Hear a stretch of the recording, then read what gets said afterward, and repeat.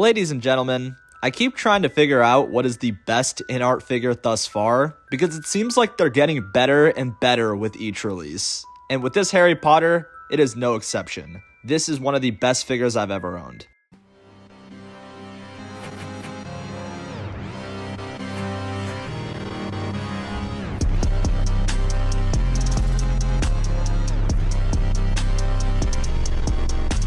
What is up, everyone? It is Riley Reviews, back again with the review here. Today's video, I'm going to be reviewing INART Harry Potter, and I'm really excited for this. I'm not the #1 Harry Potter fan out there, but I've always enjoyed the films as a kid, and I had the opportunity to review this figure. But if you want your own INART figures, I get mine from 16 Kit. I'll put his links in the description below. But let's not waste any time and jump into the review.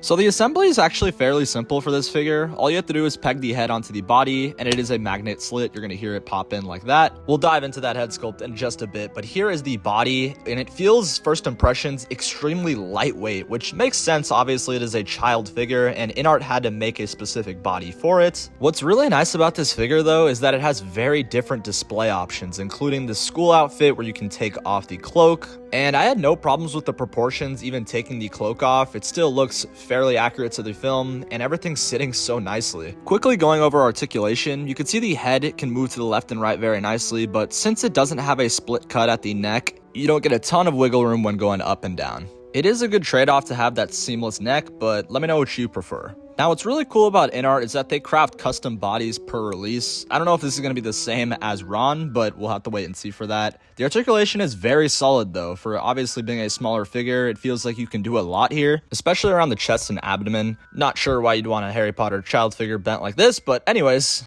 you also get a nice swivel joint here. But I do want to say, I don't know if I'm crazy, but one of the legs felt a little loose. I don't know if that was intended since it's a child figure and they didn't want stiff joints, but maybe I'm wrong about that.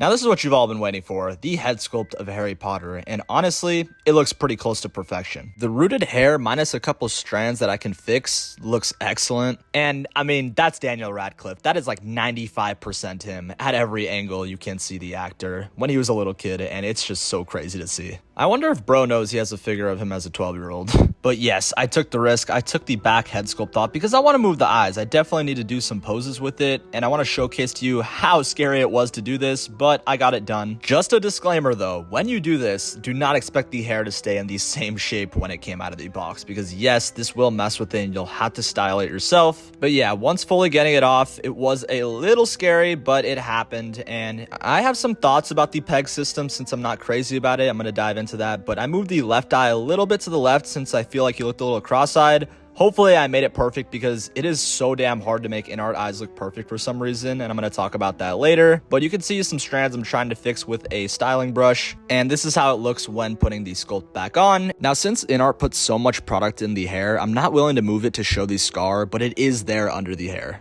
I can't even put into words how much I love this base for so many reasons, but to start, here is the simplistic version where you can have it outside of the corridor, and I think it looks excellent. The movable magnets are under the slip cover, but I'm not going to mess with that. The paintwork is absolute top notch. You got the Gryffindor symbol on the middle, but like I said, you can place this into the whole diorama set. Then you just grab the floorboard cover, and it's not real wood and it feels very flimsy. I'm pretty sure that was intentional though, since they wanted the magnets to stick onto the feet better. Regardless, it does the job and it looks beautiful. And that's all you really need. But you can see when placing the figure on the base, the magnets join the feet very quickly and easily. Since this is a lighter figure, you're not going to deal with any problems of it falling. More often than not, just make sure you have them balanced. Now, the best feature about this base has to be the functionality. If you're one of those collectors who can't display the whole diorama, you don't have to worry because you can take out this mini portion to have more of a museum and clean display, which I find just really innovative and genius from INART, to be honest. It almost makes this look more like a statue than a figure, which I just really appreciated.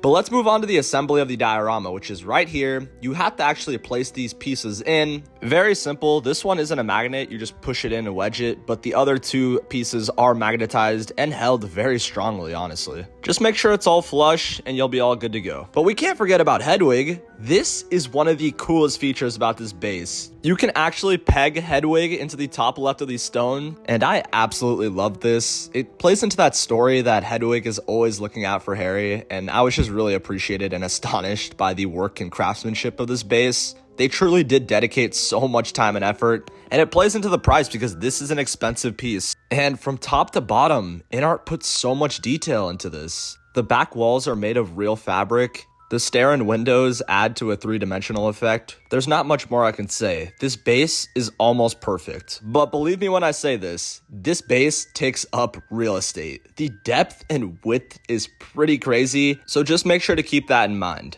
I also wanted to mention that this isn't technically 6 scale accurate because it should be a lot bigger. Harry's body even is taller than the window itself, which doesn't totally make a lot of sense, but this base is already huge to begin with. If it was an actual 6 scale accuracy, Harry would look tiny as hell. But INART did clarify this, and like I said, it just would be impractical if it was accurate. But the actual valid nitpick that I did have for this base is the background, because you can see they made it an effect where you can have Hedwig turn the opposite way. That way you can display Harry on this side of the base to have 2 different options, but I can't help but think, why not add a dynamic flight pole? That way you can have a display of Harry flying on his Quidditch broom, flying around the tower. I thought that would have been very cool and would have set this base to even greater heights than it was at. And I also wanted to mention, I feel like the paint isn't as sharp and crisp on the other end. It definitely got a little softer in final production. Not a deal breaker at all, but I just wanted to let it be known. But again, to have Harry just standing outside of the tower didn't make total sense to me. I really think they should have added a flight pole. But let's move on to the accessories. Alright, I'm going to quickly go over this since I don't want this to take too long, but here are the books that are really nicely detailed. This is pretty common from INART. All of their accessories are very meticulous, and they just go above and beyond when it comes to the accessories. I don't know, they just really love showing that off. I think I was most impressed with this book right here though, because the detailing is pretty crazy. They even have the moving photo effect when you move the book, like, I don't even know how they did that. But you also get a great photo of the trio here. Getting a glimpse of the Sorting Hat in person kind of makes me realize how freaky this looks. Like, put yourself in the child's shoes. This would low-key be really scary in person. I'm going to put that on Harry in just a little bit. This LED light-up lantern is cool. I'm going to show that a little later. We also have the bag for the stone itself, and Harry's wand, which I'm not sure is actual wood, but someone will fact check me in the comments. The box of chocolate frogs with the Dumbledore card, Hogwarts letters and papers, and Hedwig's cage, which I'm not sure if the chain itself broke or not, because I don't think it's supposed to fully come apart, and you can open the cage once you set the actual chain off. But I'm missing the most important thing, which is Hedwig herself looking masterfully painted here. The only gripe I have for this accessory is the unsightly seams on the bottom of her body. I can live with that, and also this next nitpick, which are the hands itself. I feel like the detailing isn't as sharp and crisp. I don't know if that was intended though, since it is a kid, but I just wanted to let it be known. Around the nail area, it just seems a little soft. We also have Harry's broomstick, which is super iconic. You need this, but I didn't show every single accessory. You can look at it through the wide shot, but it would just take way too much time. But let's showcase and pose this figure up. It's time to showcase this figure in all of its glory, and video by video, try and prove the doubters wrong that I am not a boomer when it comes to posing. Now, yes, let me cook. This is a little taste of what's to come, but here's a simple, easygoing pose. Something I noticed that I really like is the wiring around the cloak, specifically around the arms and cuffs. There's very strong wires, so you can kind of set them in a place where it makes sense and it looks more realistic. There isn't one around his hood though, unfortunately. I would have preferred that since it was riding up at points. But yeah, I looked at a ton of source material and I was really trying to capture the pose of what he had right here, and I think I got it pretty close. I think his left arm just needed to be moved a little more to his left, but I'm learning. I'll get there one day. But yeah, I really like this pose. If you're more of a museum style poser, I'd totally recommend doing this. It looks really clean. Now, you know I had to get the Sorting Hat scene done, and I tried my best here with the eyes. It wasn't easy, and I'm going to explain that in just a second. But I think this is a really cool pose, not something that I would particularly use in my display, but it's an iconic scene. But I want to mention, the actual eye pegs are too big. It didn't let me move the eyes all the way up, which is kind of unfortunate because he can only look up this high, and I just feel like that's not high enough personally. I feel like INART does usually get criticism around their eyes and the paintwork on them and the pegs themselves, so it definitely should be something they can look into. I also wanted to quickly show how you can take off the buttons themselves. They are actual buttons, so make sure to get some tweezers, and you can see them right here. You can pull them on or off. Just be careful and make sure not to break anything. But moving back to the Sorting Hat display, which technically isn't accurate since he's already wearing Gryffindor, but I had to get the pose done. This is iconic. Gryffindor! I don't think I've ever owned a figure with such versatility. You can do just so many things here and unique poses. It truly is just a really fun figure to have in the collection. The tailoring, again, when futzed right, is absolutely perfect. I think it's INART's best quality from their brand. They just really know how to get the correct materials and to get everything flush and sitting right. You can even see right here with all of the cloaks off, it still looks very clean and flush. Then we moved on to when he has everything on and it still looks super clean. And the fact that you can have a scarf above 3 layers of clothing on a 6 scale figure and having it still look very close and form-fitting is just very, very impressive. I was really trying to capture this behind the scenes shot. Unfortunately, I couldn't have Hedwig looking in the opposite direction since you can only display him with his neck turned that way. So it's a little unfortunate, but I still think it looks excellent. I also love how they included that translucent holder for Hedwig so you can replicate this scene.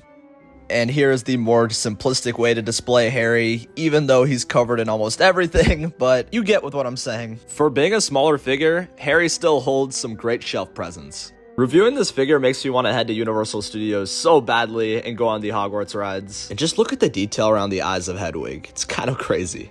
Here's another museum pose I have here. And just look at that gold paint finish around the book. That detail is not unnoticed in art, so thank you for that. I also was trying to capture this photo, and I think I got fairly close to it. I'll give it a B maybe. Now, since INART didn't include it, I had to try and get the Quidditch flying pose, and hopefully I did you dynamic posers proud. I am just using a plain Star Wars base with a dynamic flight pole, but we do know how much INART like making their separate bases, so who knows what the future will hold. But ultimately, if you're a Harry Potter fan, there is probably zero chance you will be disappointed with this. Other than some slight nitpicks and suggestions, this has been an outstanding release yet again by INART. I still don't think it's reached Aragorn's heights, but it is very close to that. But let me know what you guys think in the comments below. Am I being too harsh, and is this INART's best release thus far? If you enjoyed the review and showcase, hit that like and subscribe button. Thank you all for 6,000 subscribers, by the way, a huge milestone that I am so grateful for, so I really appreciate it. But take care, everyone, stay safe, and we'll see you in the next one. Peace out.